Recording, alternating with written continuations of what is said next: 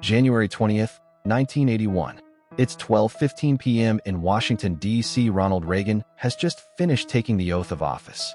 Exactly at that moment, on the other side of the world, an airliner ascends into the sky over Tehran. Inside are 52 American hostages, flying home after 444 days in captivity. The nightmare, it seemed, was finally over. The two nations had signed the Algiers Accords, a landmark agreement strictly prohibiting United States intervention in Iran's internal affairs. It was, for all intents and purposes, a diplomatic ceasefire. The ink dried. The world exhaled. But the peace was a meticulously crafted illusion. The agreement didn't extinguish the fire. It just forced it underground. For the next 4 decades, these two nations would fight one of the most brutal, sophisticated, and deadly conflicts in modern history, all without ever officially declaring war. We've been conditioned to think of war in traditional terms: uniforms, front lines, formal declarations read in marble halls. But what happens when two geopolitical heavyweights realize that a conventional war would mean mutual annihilation? If the US and Iran actually went to war, the Strait of Hormuz, the choke point for 20% of the world's oil, would close. The global economy would crash in a matter of days. Neither side wants that. So they adapted. They engineered a shadow war. A war fought through proxies, cyber weapons, and targeted assassinations. A war where plausible deniability is just as important as firepower. Today, we are going to investigate the anatomy of this invisible conflict. How did a ceasefire birth a 40-year shadow war? And more importantly, how close are we to it stepping into the light? To understand the shadow war, you have to understand the trauma that birthed it. For Iran, the original sin occurred in 1953 when the CIA helped orchestrate a coup to overthrow Iran's democratically elected prime minister. For the US, the breaking point was 1979, the Islamic Revolution, the storming of the US Embassy, and the hostage crisis. When the Algiers Accords were signed in 1981, bringing the hostages home, it was a sigh of relief. A ceasefire of sorts. But the newly formed Islamic Republic of Iran knew it couldn't match the United States military plane for plane or tank for tank. If they fought conventionally, they would lose. So, they rewrote the rules of engagement. Enter the IRGC, and specifically, its elite Black Ops wing, the Quds force. Their strategy was brilliant, yet devastatingly simple. Forward defense. Instead of fighting America and its allies on Iranian soil, they would build, fund, and train proxy militias across the Middle East. Hezbollah in Lebanon, the Houthis in Yemen, various paramilitaries in Iraq. We saw the first horrific glimpse of this in 1983. A truck bomb detonated at the U.S. Marine barracks in Beirut, Lebanon, killing 241 American service members. It was a proxy attack. Iran denied direct involvement. The United States knew better, but without a smoking gun, a direct invasion was off the table. The template was set. The shadow war had begun. Throughout the 1980s, the ceasefire was constantly tested. During the Iran-Iraq War, the conflict spilled into the Persian Gulf. It was called the Tanker War. Both sides were targeting commercial oil vessels. And in April 1988, an American frigate, the USS Samuel B. Roberts, struck an Iranian mine. The U.S. retaliated with Operation Praying Mantis.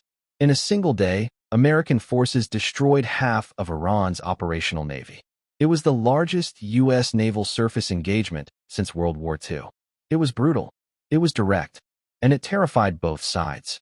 They looked over the precipice of all-out war, and they backed away. Fast forward to the 21st century. The battlefield shifted from the open ocean to the invisible realm of cyberspace. In 2010, the world was introduced to Stuxnet. Imagine a computer virus so sophisticated that it doesn't just steal data, it physically destroys machinery. Stuxnet infiltrated Iran's Natanz nuclear facility, causing nearly 1,000 centrifuges to tear themselves apart. Nobody officially claimed responsibility, but the consensus of global intelligence was unanimous. It was a joint U.S.-Israeli cyber weapon. A perfect act of shadow warfare. Zero casualties. Total deniability. Massive impact. By 2015, the world tried for another ceasefire. The Joint Comprehensive Plan of Action, or the Iran nuclear deal. Sanctions were lifted. Promises were made. For a brief, shining moment. Diplomats smiled for the cameras and declared a new era of peace. But investigative journalists and intelligence officers on the ground knew the truth. The diplomatic ceasefire at the top did nothing to stop the bleeding at the bottom. In fact, flush with unfrozen assets, Iran doubled down on its proxy networks in Syria and Yemen. The U.S. doubled down on crippling secondary sanctions. The handshake was real, but so were the bullets. Then came January 3, 2020. Qasem Soleimani, the architect of Iran's entire shadow war. The man who spent 2 decades building the proxy network that had killed hundreds of Americans. In a stunning, unprecedented move, the United States didn't target a proxy. They targeted the puppet master himself, killing him in a drone strike outside Baghdad International Airport. The ceasefire illusion shattered entirely. The shadow war stepped into the blinding light. Iran had to respond. 5 days later, they launched Operation Martyr Soleimani, firing a barrage of ballistic missiles directly at U.S. forces stationed at the Al-Assad airbase in Iraq. By a miracle of early warning systems, no Americans were killed, though over 100 suffered traumatic brain injuries. In the Situation Room in Washington and in the halls of power in Tehran, everyone held their breath. This was it. This was the moment the shadow war became a global catastrophe. But they didn't take the next step. Both sides looked down into the abyss of a catastrophic conventional war, and they mutually agreed to step back into the shadows.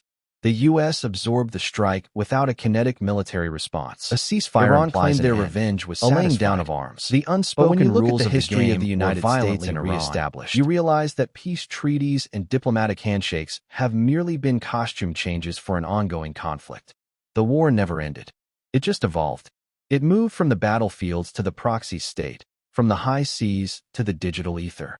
It is a terrifying high-wire balancing act played by 2 nations who deeply understand that a direct war would destroy them both. But the longer you dance on the edge of the abyss, the easier it is to slip.